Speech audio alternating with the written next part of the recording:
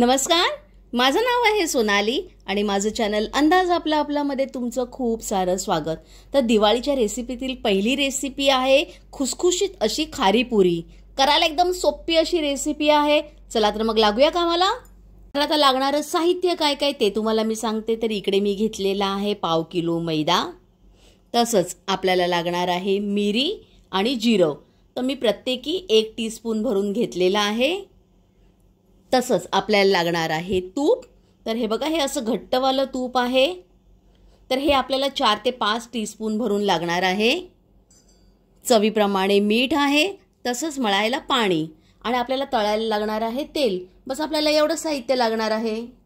सगळ्यात प्रथम आपल्याला काय करून घ्यायचं आहे, ही मिरी आणि जिरं आहे हे आपल्याला खलबत्त्यात जाडसर कुटून घ्यायचं आहे।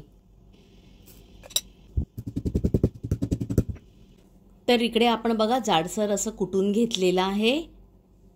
सगळ्यात प्रथम आपण काय करूया, ह्याच्या चवीप्रमाणे मीठ टाकून घेऊया।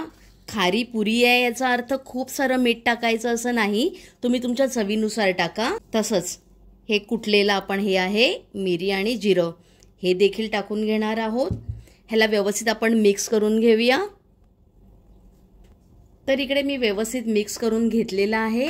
आता आपल्याला काय करायचं आहे, एका भांड्यात ज्याच्यात आपल्याला मळून घ्यायचं आहे त्याच्यात ह्याला टाकून घ्यायचं आहे आणि ह्याच्यात आपल्याला आता पहिले 4 टीस्पून भरून तरी तूप टाकून घ्यायचं आहे। हे बघा, मी असं भरून टाकते आहे। सध्या मी 4 टीस्पून भरून टाकलेलं आहे। व्यवस्थित आपल्याला ह्याला मिक्स करायचं आहे। लागलं तरच आपण 5वा टीस्पून भरून टाकणार आहे। 5 टीस्पून। कमीत कमी 4 ते 5 मिनिटं आपल्याला ह्याला व्यवस्थित मिक्स करून घ्यायचं आहे।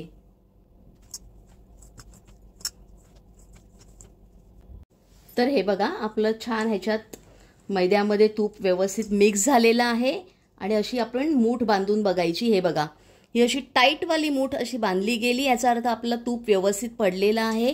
तर आपला 5वा टीस्पून भरून आपण जे वापरणार होतो तो इकडे वापरायचं नाही आहे। मला फक्त 4 टीस्पून भरून लागलेला आहे। तर आता आपण इकडे काय करूया, पाण्याने ह्याला मळून घेऊया। थोडं थोडं पाणी टाकून मळून घ्यायचं आहे।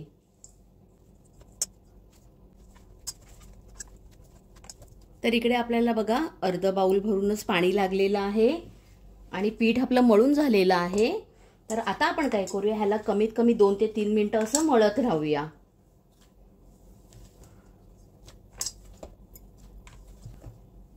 हे बघा किती सॉफ्ट असं झालेलं आहे।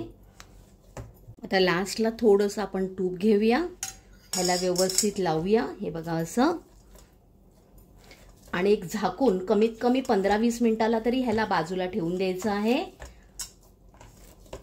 मग आपण पुरी करायला सुरुवात करणार। तर हे बघा, पीठ बघा किती सॉफ्ट असं आहे, पण एकदम पण असं नरम पीठ करायचं नाही आहे, मीडियम पाहिजे आहे। आता ह्याला मी झाकून ठेवते।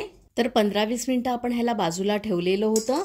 आता आपण काय करूया, पुरीसाठी छोटे छोटे आपण असे गोळे बनवून घेऊया। हे बघा,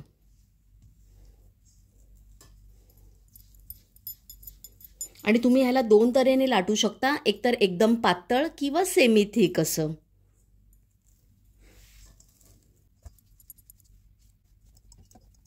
ही बघा, ही जी मी पुरी लाटलेली आहे ही एकदम पातळ नाही आहे आणि खूप जाड देखील नाही आहे।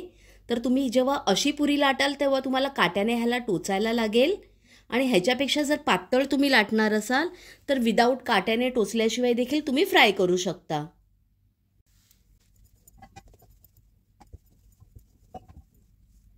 थोड्याफार पुऱ्या मी लाटून घेतलेल्या आहेत।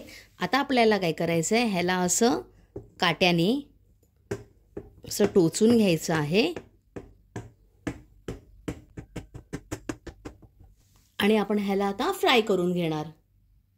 तर इकडे मी तेल हे तापायला ठेवलेलं आहे। सध्या गॅसची फ्लेम ही मीडियम आहे।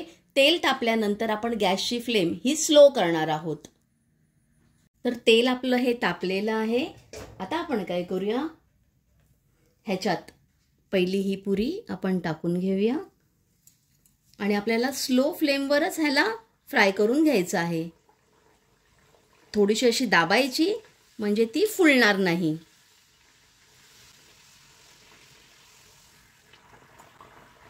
ही बघा, पहिली पुरी ही आपली तयार झालेली आहे.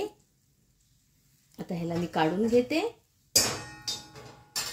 आणि अशाच मी बाकीच्या देखील फ्राय करून घेते.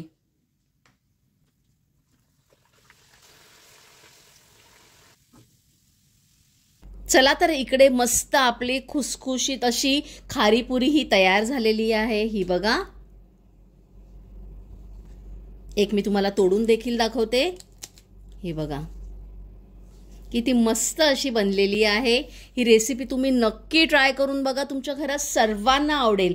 आवडल्यास एक लाईक तर कराच, पण आपल्या फ्रेंड्स आणि रिलेटिव्स बरोबर हा व्हिडिओ शेअर करायला विसरू नका.